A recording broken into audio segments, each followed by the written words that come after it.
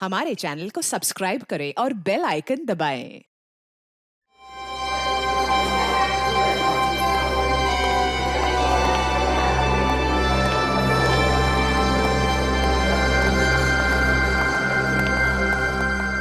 Patient को check करना है। जी सर।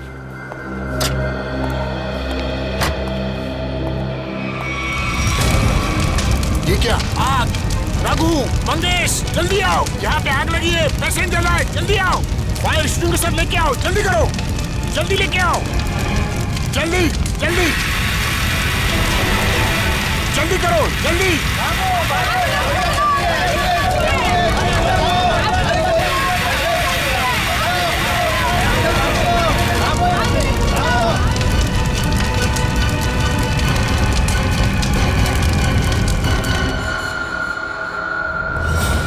आइए सर, मैंने ही आपको फोन किया था। ये सब हुआ कैसे? समझ में नहीं आ रहा सर, देखते ही देखते पेशेंट को कैसे आग लग गई। प्लीज हटिए आप लोग।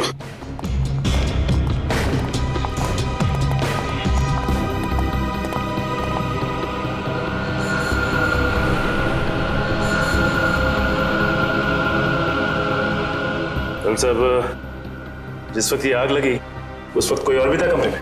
नहीं सर, कोई नहीं था। मिस्टर अंश के बॉडीगार्ड बाहर ही पहरा दे रहे थे। हाँ सर, अरे इनके आने से पहले साहब अच्छे खासे लेटे हुए थे, लेकिन जैसे उन्होंने दरवाजा खोला अचानक आग लग गई। ऐसा कैसे हो सकता है? जब कमरे में कोई था ही नहीं तो फिर आग किसने लगाई? अपने आप लग गई आग? है? ये शॉर्ट सर्किट का चक्कर भी नहीं लगता, लेकिन ये आग जैसी भी लगी हो हम इसका पता कर कर ही रहेंगे। अंश, अंश,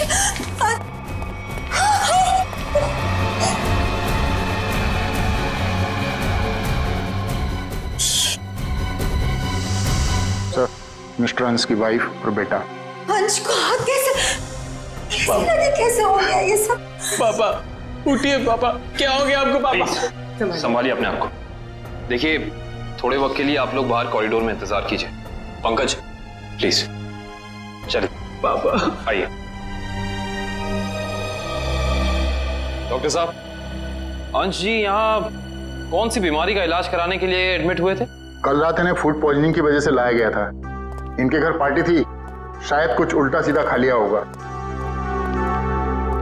अच्छा ये बताओ कि डॉक्टर साहब के इस कमरे में आने से पहले कोई और भी आया था इस कमरे में?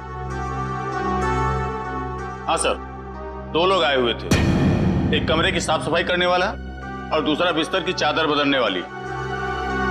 ये अंश कुमार, इस अंश कुमार की कुंडली निकालनी होगी। जहां तक मुझे याद आता है कि बहुत सारे काले कारनामों में शामिल था।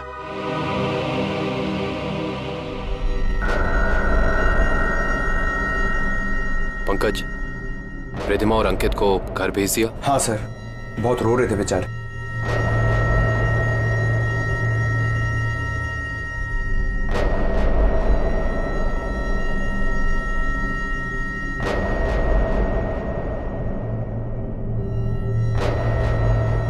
वैसे सालुंके साहब, आपको क्या लगता है आग किस वजह से लगी? मेरी बात छोड़ो सचिन, तुम बताओ, तुम लोगों को क्या लगता है भाई? सालुंके साहब, अगर हमें पता होता तो हम आपको क्यों बुलाते? देखा तारिका, इन लोगों ने तो हाथ खड़े कर दिए। अरे प्रद्युमन तो कहता था तुम लोग सुपर कॉप हो यार। सर हम तो सिर्फ तहकीकात कर सकते हैं, अंदाजा लगा सकते हैं, लेकिन इस साइंस के मास्टर तो आप ही हैं ना। तो ठीक है, अंदाजा क्या लगाते हो वो अंदाजा ही बता दो यार। सर हमें ऐसा लगता है कि ये चिंगारी लगाने वाला कोई इंसान नहीं बल्कि कोई वस्तु, कोई चीज है। हो सकता है, देखते हैं।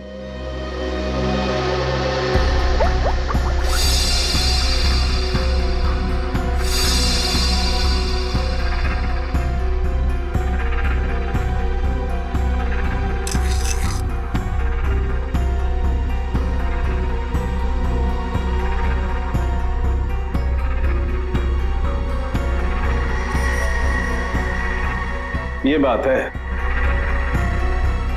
क्या बात है सर? अंश की इस चमड़ी के टुकड़े पर मुझे 2 किस्म के केमिकल मिले हैं। एक का नाम कोजू और दूसरे का चिलिंगफी। कोजू और चिलिंगफी? ये केमिकल के नाम या कोई चाइनीज रेस्टोरेंट के? पंकज, मजाक नहीं। और ये दोनों केमिकल जब आपस में मिल जाते हैं तो एक तीसरा केमिकल बनता है जो बहुत ही आसानी से आग पकड़ लेता है अगर उसे एक निश्चित मात्रा से ज्यादा ऑक्सीजन मिल जाए तो। और जैसे ही डॉक्टर साहब ने इस कमरे का दरवाजा खोला, यहाँ का ऑक्सीजन लेवल बढ़ गया और अंश का शरीर खुद ब खुद जलने लगा। इसका मतलब अंश की बॉडी पे ये केमिकल हॉस्पिटल के किसी अंदर वाले ने लगाया है। अंदर वाले ने। देखिए, आप बेवजह हम पर शक कर रहे हैं। हम भले अपने मरीज की जान क्यों लेंगे?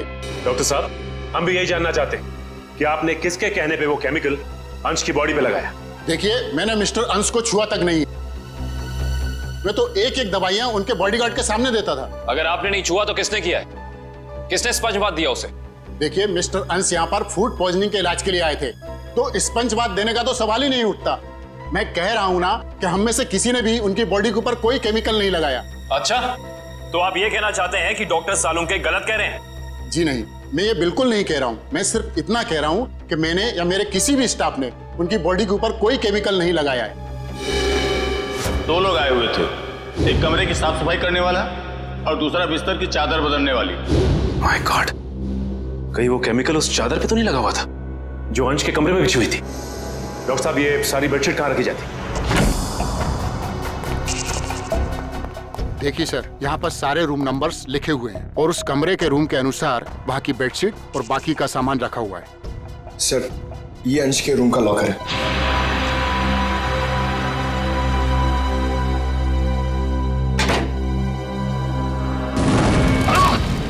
देखो ना तुम, बाहर जाओ। फिर भी पकड़े, फायर एक्सटिंग्विशर, जल्दी।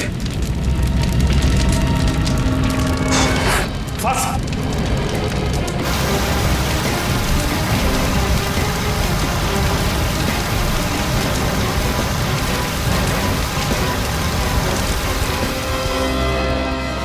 अभी लगता है थोड़ा केमिकल रह गया था इसमें। सही कह रहे हो सचिन, अब तो इस लॉकर को बाहर निकालना ही पड़ेगा।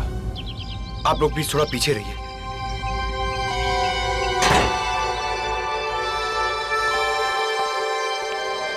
सर, प्लीज संभाल के।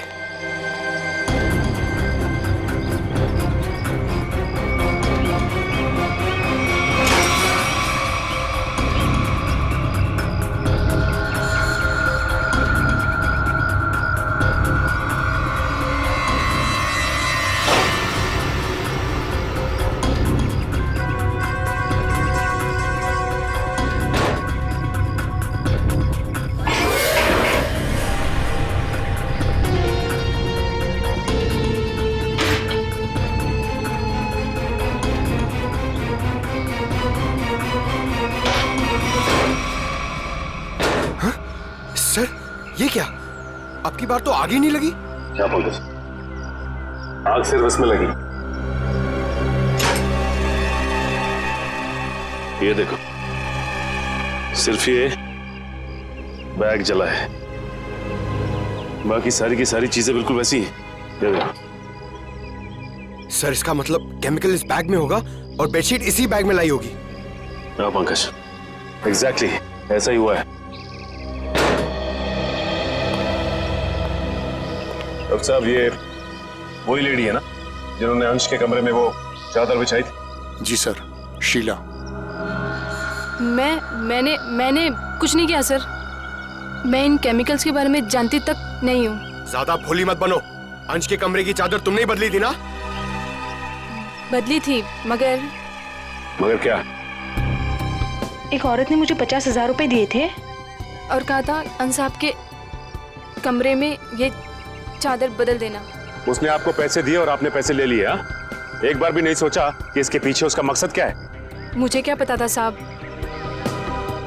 कोई ऐसे तरीके निकालेगा किसी का खून करने के लिए। उसका चेहरा पहचानती हो? स्केच बनवा सकती हो उसका? नहीं, उसने अपना चेहरा दुपट्टे से ढक रखा था। चेहरा ढका था, लेकिन कुछ तो याद होगा, कुछ तो देखा होगा। हाँ, उसके दाहिने हाथ पर एक काला सा निशान था, यहाँ पर।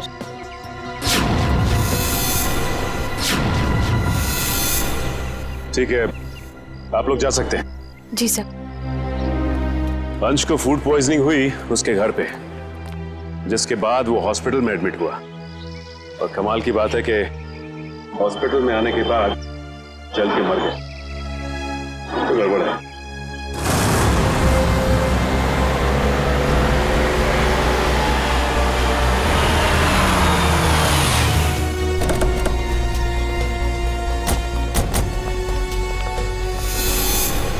सर, इस घर पे तो जगह जगह सीसीटीवी कैमरास लगे हैं। और इतने सारे बॉडीगार्ड्स। लगता है अंश जानते थे कि उनकी जान को खतरा है। राइट श्रेया, कोई ना कोई बात तो जरूर थी, वरना इतनी ज्यादा सिक्योरिटी कोई मामूली इंसान नहीं रखता। किससे मिलना है आपको? सीआईडी? अब अंदर जा सकते हैं? Thank you.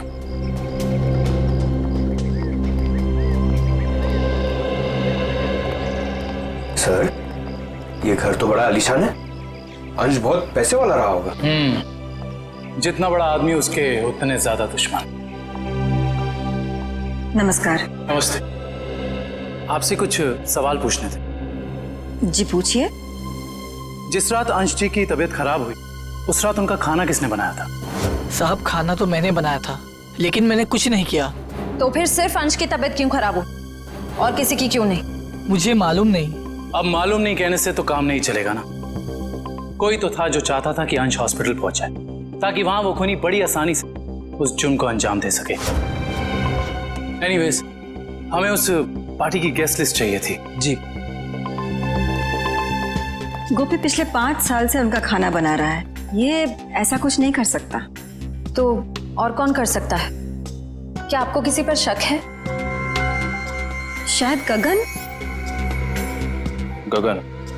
अच्छा, ये गगन कौन है? पापा का बिजनेस मैनेजर था। अभी कुछ दिन पहले उसे नौकरी से निकाल दिया था। पार्टी में गगन भी आया था? हाँ, मगर बिन बुलाए। हाँ साहब, गगन हो सकता है। उस दिन पार्टी में मैंने उसको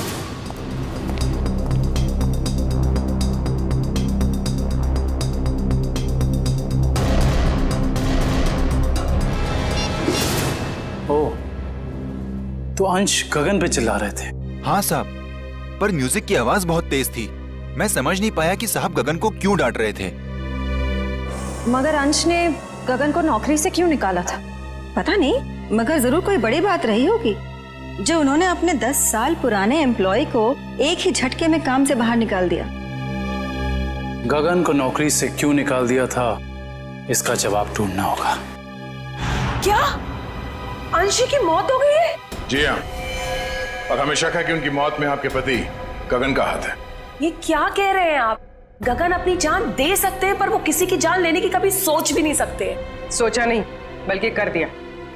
बहुत ही लंबी चौड़ी प्लानिंग के साथ गगन ने अंश को हॉस्पिटल में ही जला दिया। आपको कुछ गलतफहमी हुई है, गगन ऐसे नहीं है। वो ऐसा नहीं है तो कैसा है, वो तो उनसे मिलने के बाद ही पता चलेगा। वो कब तक वापस लौटेंगे? मुझे नहीं पता। मैंने पुलिस स्टेशन में उनके गुमशुदा होने की रिपोर्ट भी लिखवाई है। कल से वो गायब है। बुरा मत मानिएगा मैडम, लेकिन मुजरिम अक्सर खून करके ऐसे ही फरार हो जाते हैं। बार बार उनको मुजरिम कह करके उनका अपमान मत करिए। अगर उनको जुर्म करना ही होता तो वो अंश जी की बात मान करके अंकित को मार ना देते।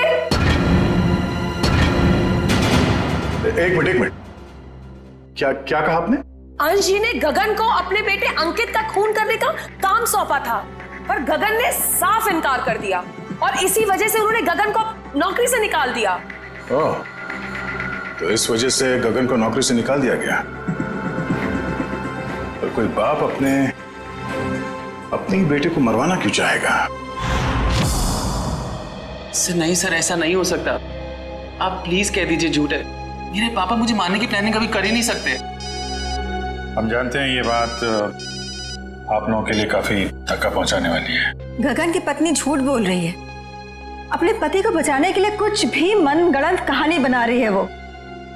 अंश जैसा पिता अपने इकलौते बेटे को मारने की कैसे सोच सकता है?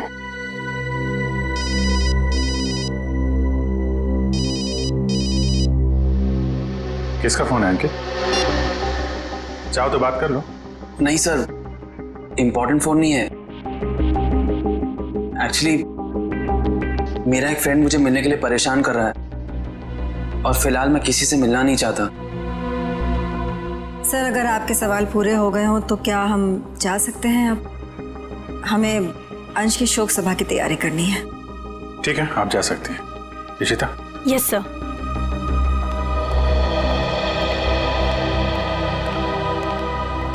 सर, जब अंकित का फोन बज रहा था तब उसका रवैया कुछ अजीब सा नहीं हो गया? लग तो रहा था कुछ छुपा रहा है। नजर रखो इस पे।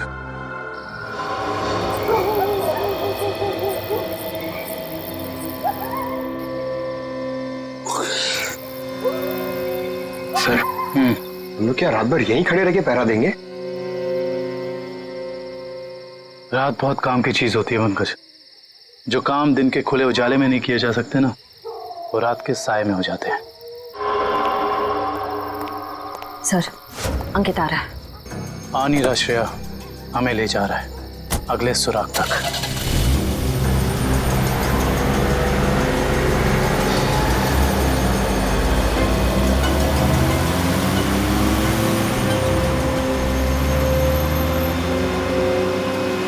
Let's go.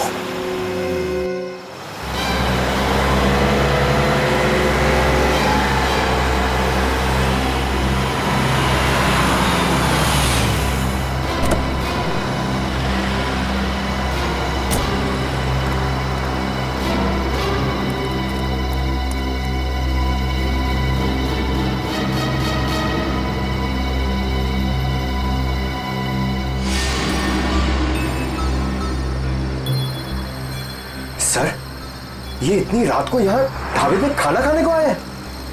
नहीं पंकज, खाना खाने नहीं आया ये यहाँ ऐसे इंसान का इंतजार कर रहा है जिसे ये दिन के उजाले में नहीं मिल सकता।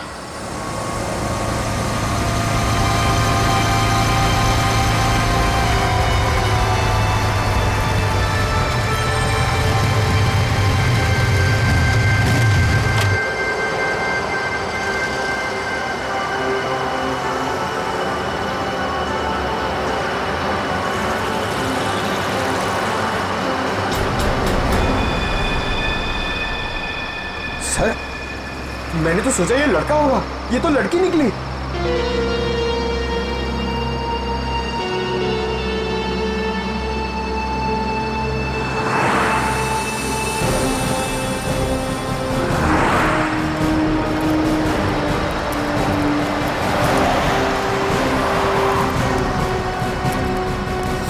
अरे आप लोग और यहाँ?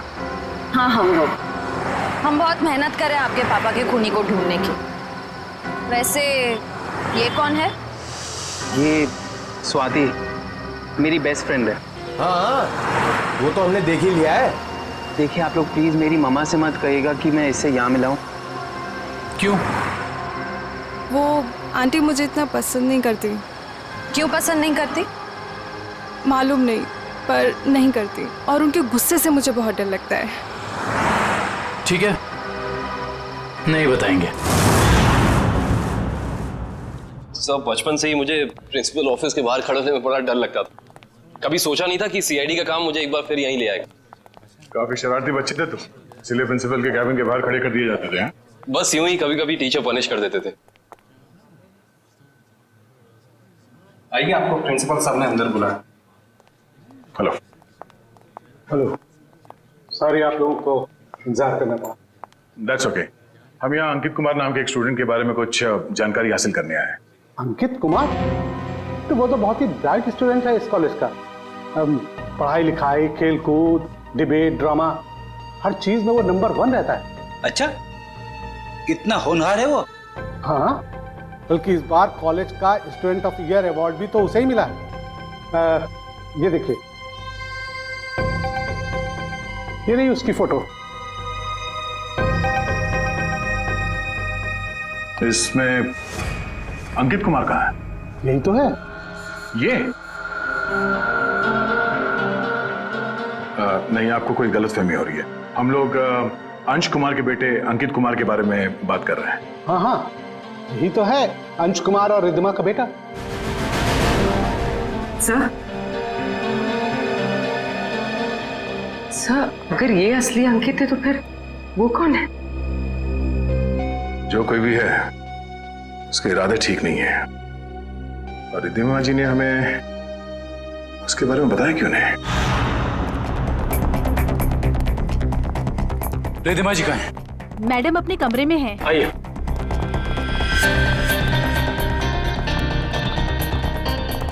मैडम मैडम सीआईडी वाले आए हुए हैं। मैडम। रिद्धिमा जी।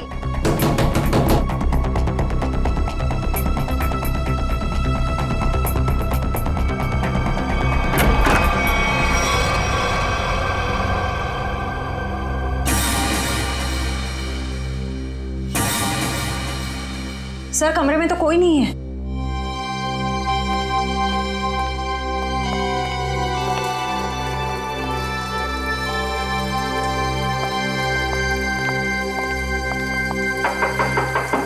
रिद्धिमा जी।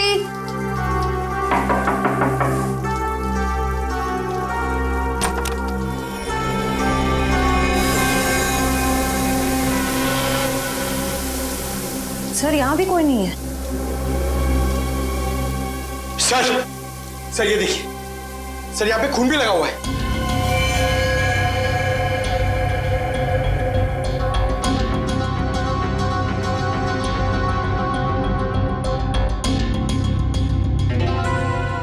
शायद रिद्धिमा जी का किडनैप हो गया है। इन टुकड़ों को देख के तो यही लगता है कि उनकी किडनैपर के साथ हाथापाई हुई होगी। अंकित कहाँ है? बुलाओ उसे। अंकित बाबा तो आज सुबह घर से बाहर चले गए हैं। निखिल, अंकित को फोन लगाओ। इस कमरे में इतना कुछ हो गया और किसी को भनक तक नहीं लगी। फायदा क्या घर में इतनी सिक्योरिटी का? अच्छा ये बताओ कि खिड़की के पीछे की तरफ भी कैमरा लगा है ना? जी सर। मुझे उसकी फुटेज देखनी है।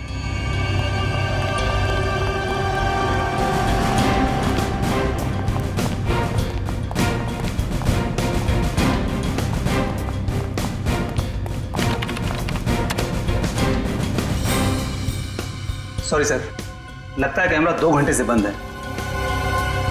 मतलब जरूर तुम में से ही किसी का काम है ये, जिसने गुनाह करने से पहले कैमरा बंद कर दिया। सर हम ऐसा क्यों करेंगे? कोई बाहर वाला यहाँ आके कैमरा बंद नहीं कर सकता। ये किसी अंदर वाले का काम है, समझे तुम?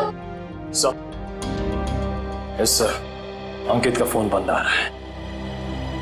कहीं इस सब के पीछे अंकित का हाथ तो नहीं है?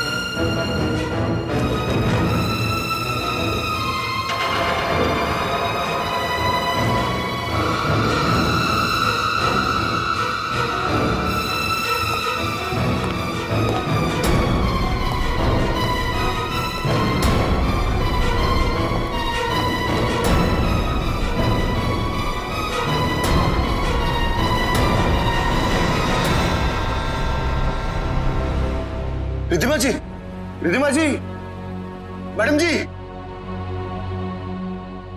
रिद्धिमा जी, उठिए मैडम जी, रिद्धिमा जी। गगन तुम मुझे यहाँ कहाँ लेकर आए हो? मेरे पति को मार दिया, आप मुझे भी मारोगे? नहीं नहीं, ये आप क्या कह रही हैं? मैंने तो अंश साहब का नमक खाया है, उनके लिए जान दे सकता हूँ। मैं मारने का तो मैं सोच भी नहीं सकता। तो फिर कौन लेकर आया मुझे यहाँ पर? क्यों आए हम? शायद उसी ने जिसने हम दोनों को किडनैप किया है। तुम भी? जी हाँ, मैं भी आप ही की तरह इस चारदीवारी में कैद। हे भगवान, उसका अगला निशाना कहीं मेरा राज तो नहीं? तो तुम हो राज, अंश और रिधिमा जी के असली बेटे। जी सर, मुझे तो अब तक यकीन नहीं कि पापा इस दुनिया में नहीं रहे। रब्बी ने तो मुझे इस बारे में कुछ बताया तक नहीं। लेकिन रिधिमा जी ने ये बात छुपाई क्यों तुमसे? उसी वजह से जिस कारण से उन्होंने मुझे दुनिया से छुपा कर रखा और अंकित को अपना बेटा बना लिया। लेकिन ऐसी भी क्या वजह थी जिसने एक माँ बाप को अपने बेटे से दूर कर दिया? सर, आप तो सीआईडी वाले, आपसे तो कुछ बात छिप नहीं सकती। अपने खानदानी बिजनेस को आगे बढ़ाने के लिए मेरे पापा ने कुछ गैर कानूनी काम किए हैं। जी हाँ, जैसे रिश्वत देना, करप्शन को बढ़ावा देना, गैर कानूनी बिल्डिंग्स बनवाना और कभी कभी गैंगस्टर्स की मदद करना। सर, मुझे यह कहते हुए बहुत शर्मिंदगी है कि मेरे पापा इस देश के अच्छे नागरिक नहीं बन सके और वो बहुत ही अच्छे पिता थे। इन गैंगस्टर से बचाने के लिए उन्होंने मुझे दुनिया से छुपा कर रखा। तो तुम्हारी सुरक्षा के लिए उन्होंने तुम्हें खुद से दूर कर दिया और गोद ले लिया अंकित को, ताकि कभी कोई तुम्हारे परिवार को नुकसान पहुंचाता तो निशाने पे अंकित होता, तुम नहीं। एग्जैक्टली। और जब ये बात अंकित को पता चली, उसका रवैया कुछ उखड़ सा गया। उसने मम्मी पापा की इज्जत करना बंद कर दिया। पिछले कुछ दिनों से तो वो पापा को ब्लैकमेल कर रहा था कि अगर उसे प्रॉपर्टी का आधा हिस्सा नहीं मिला तो वो ये राज पूरी दुनिया को बता देगा। सर हो सकता है शायद इसी वजह से अंश ने अंकित को मारने के लिए गगन से कहा। हाँ सर, हो सकता है कि गगन की वाइफ सच कह रही हो सकता है, और ये भी हो सकता है कि रिधिमा जी की किडनैपिंग में उनके गोद लिए हुए बेटे अंकित का ही हाथ हो। सर, प्लीज मेरी मम्मी को बचा लीजिए। मैं पहले ही अपने पापा को खो चुका हूं, मम्मी को नहीं खोना चाहता। घबराओ मत, कुछ नहीं होने देंगे मेरी रिधिमा जी को। अंकित के पोस्टर पूरे शहर में लग चुके हैं, कोई ना कोई उसे जरूर देख लेगा। हेलो, कहाँ? चिंचोली क्रॉसिंग? आप कौन बोल रहे हैं? हेलो हेलो सर, गुमनाम कॉल आया, कह रहा था कि चिंचोली क्रॉसिंग पे मिलो, कुछ जरूरी बात करनी है। जरूरी बात करनी है? फिर तो मिलना पड़ेगा।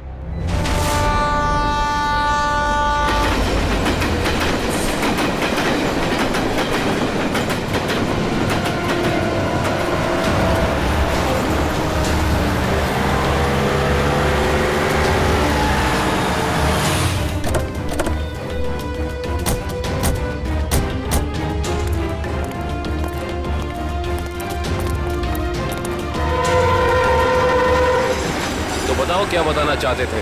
सर, मैंने आपको फोन इसलिए किया था क्योंकि जिस आदमी का आपने पोस्टर लगाया है उसे मैंने कहीं देखा है सर।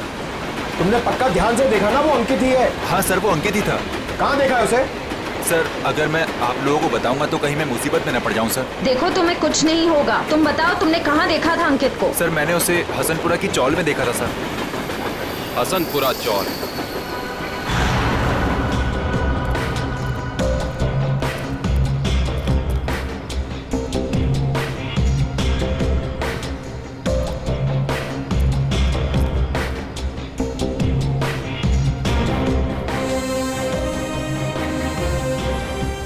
इधर रहता है। इधर? हाँ।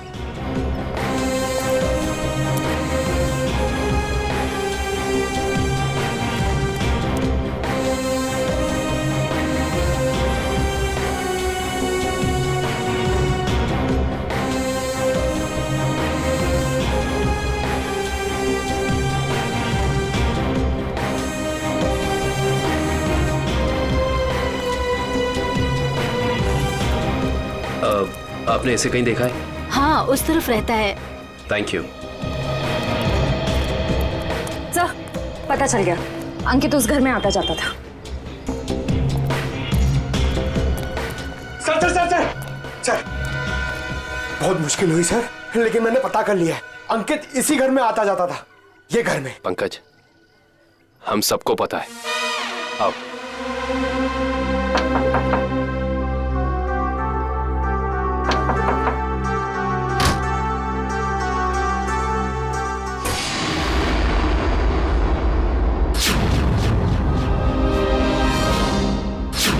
साहब आप लोग?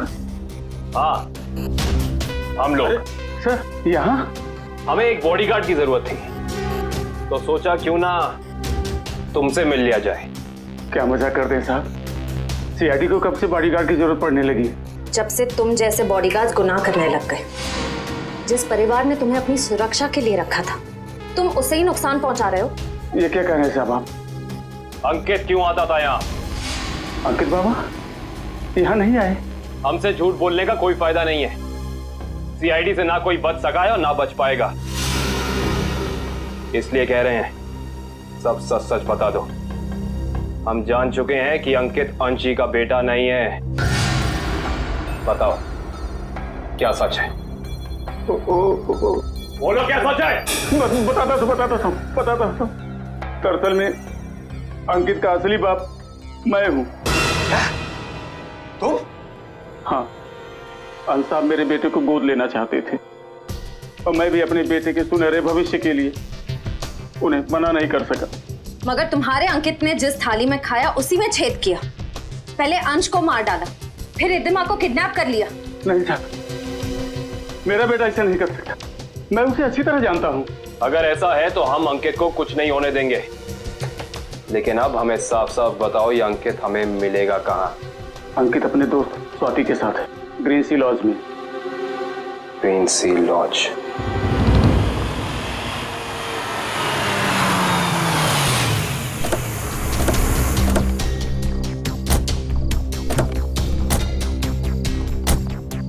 सर, ये अंकित की गाड़ी है। अंदर चल के चेक करते हैं।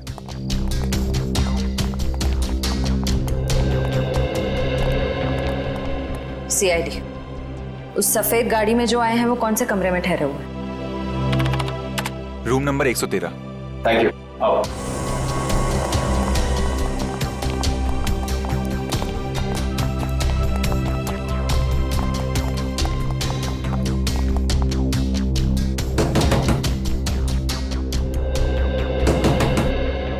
कौन है?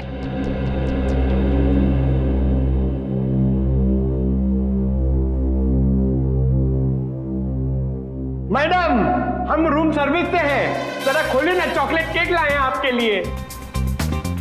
मगर हमने तो केक नहीं मंगवाया। मैडम वो क्या है ना, हमारे होटल का 5वीं सालगिरह है, इसीलिए हम सबको चॉकलेट केक खिला रहे हैं। आप भी खाइए ना प्लीज। सीआईडी?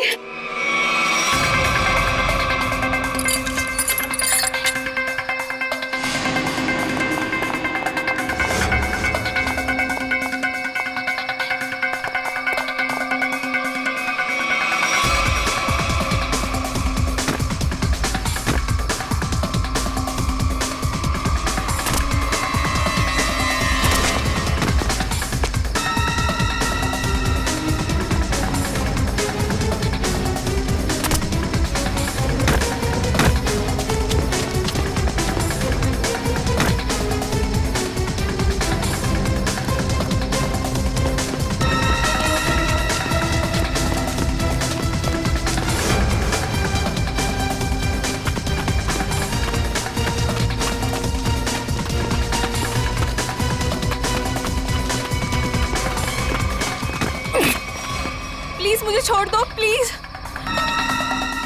तुम वही हॉस्पिटल वाली लड़की हो? प्लीज मुझे जाने दो, मैंने कुछ नहीं किया। सीआईडी की आदत नहीं है मुजरिमों को जाने देने की। हाँ, मैंने ही पैसे दिए थे उस लड़की को ताकि वो केमिकल वाली बेडशीट अंश के बेड पे बिछा सके। किसके कहने पे किया था तुमने ये? अंकित के। कहाँ मिलेगा ये अंकित? पता नहीं। अच्छा, तो ये तो पता होगा ना कि रिद्धिमा को कहाँ छिपा के रखा है? नहीं पता। ये पता नहीं, वो पता नहीं, तुम्हें पता क्या है स्वाति? गगन कहाँ है ये पता है मुझे। ऐसी तो और क्या क्या पता है तुम्हें?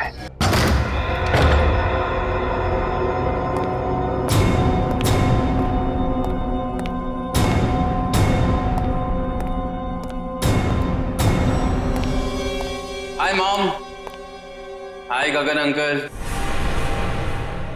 आई होप सब ठीक तो है ना? आई मीन मेरी खातिरदारी में कोई प्रॉब्लम तो नहीं है ना? अंकित,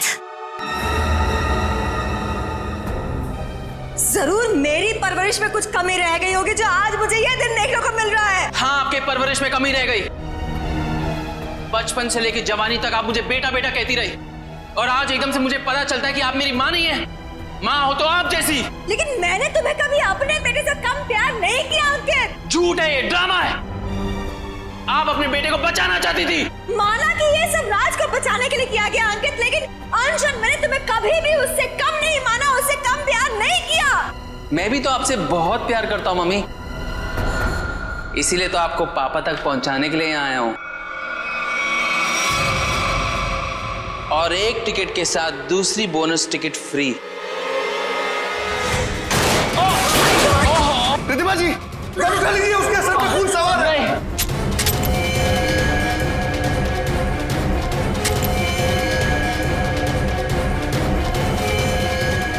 गगन, ये पकड़ो, पकड़ो। अरे शूट करो ना, गोली चलाओ ना, तो वो मार डालेगा। नहीं प्लीज, अरे मारो उसे। प्लीज नहीं। मार डालेगा हमको, मारो।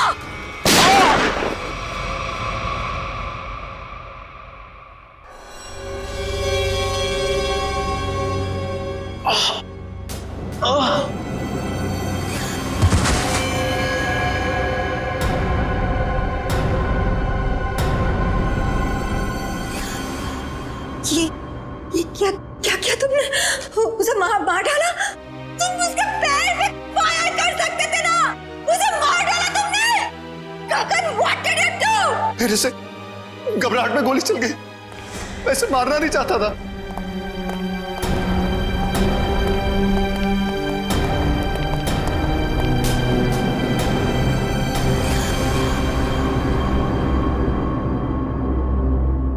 ये तो मर गया।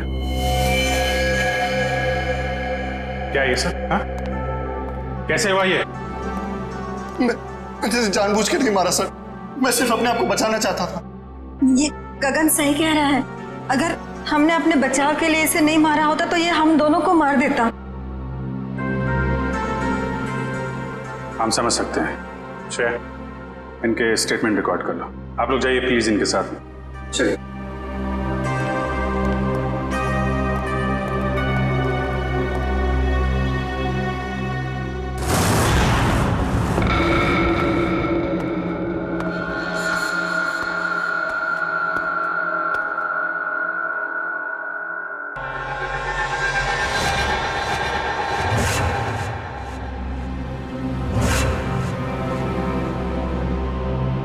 मम्मी, मम्मी, मम्मी,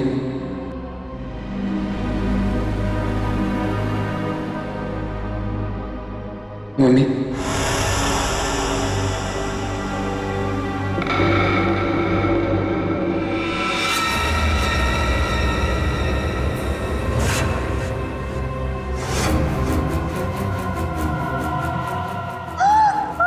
आपने मेरे साथ ऐसा क्यों किया? हमने मेरे साथ ऐसा क्यों किया मम्मी? क्यों मुझे धोखा दिया? क्यों मुझे धोखा दिया? क्यों मुझे मार दिया? क्यों मुझे मार दिया? बोलिए मम्मी, जवाब दीजिए। बोलिए मम्मी, जवाब दीजिए। क्यों किया आपने ऐसा मेरे साथ? क्यों किया आपने ऐसा मेरे साथ? क्यों हमने बेटे को मार दी? क्यों हमने बेटे को मार दी? जवाब दीजिए मम्मी, जवाब दीजिए मम्मी। बोलिए आपने ऐसा क्यों किया? बोलिए आपने ऐसा क्यों किया? क्यों मुझे मारा? क्यों मुझे मारा? क्यों मुझे मारा? क्यों क्यों?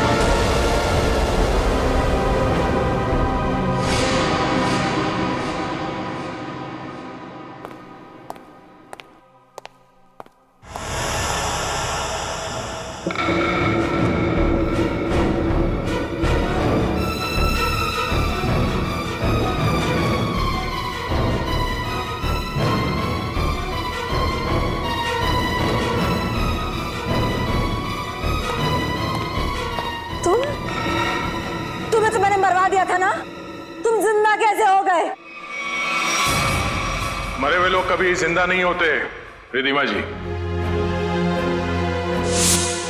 ये सब तो सीआईडी का प्लान होता है, गुनहगार से उसका जुर्म कबूल कराने का। अंकित तो कभी मरा ही नहीं था। इतना बड़ा धोखा मेरे साथ। मैं धोखा तो तुमने दिया। मैंने जो कुछ भी किया अपने बेटे के लिए किया है। राज, तुम्हारे पापा तुम्हें अपने गैर कानूनी बिजनेस में शामिल करना चाहते थे, लेकिन मैंने तुम्हें हमेशा गुनाहों के इस साए से दूर रखना चाहा। माँ, मैंने कभी सपने में भी नहीं सोचा था तुम भी पापा की तरह इस तरह गुनाहों के दलदल में धंसी हुई हो।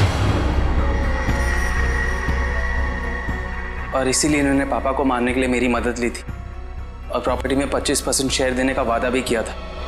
इस प्लान में तुम दोनों मिले हुए हो, इसके बारे में तुम्हारी दोस्त स्वाति ने हमें पहले ही बता दिया था। उस पार्टी के दिन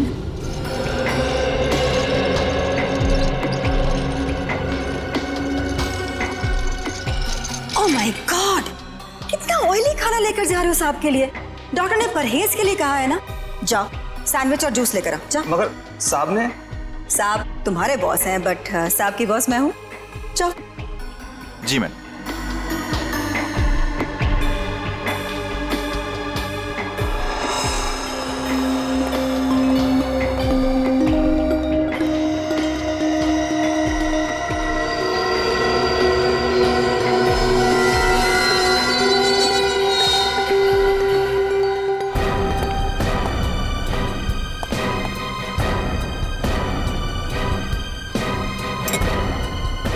गुड, तुम जाओ, मैं साहब को खाना खिला दूंगी। जी मैं कभी सोच भी नहीं सकता था कि आप ऐसा करेंगे। खुद गुनाह किया और मुझे फंसा दिया। तो और क्या करती? तुम्हें पता चल गया था कि अंकित अंश को मारना चाहता है, इसीलिए मैंने आखिरी वक्त पर सारी बाजी पलट दी।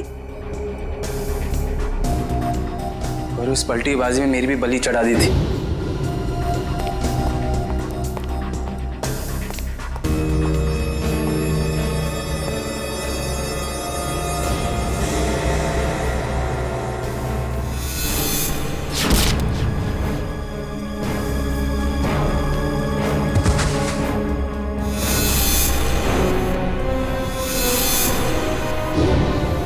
मुझे पता चला कि गगन को तो पूरी सच्चाई पता ही नहीं है। उसे तो यही नहीं पता कि अंश की मौत में मेरा हाथ है, इसलिए मैंने सारा इल्जाम अंकित पर डाल दिया।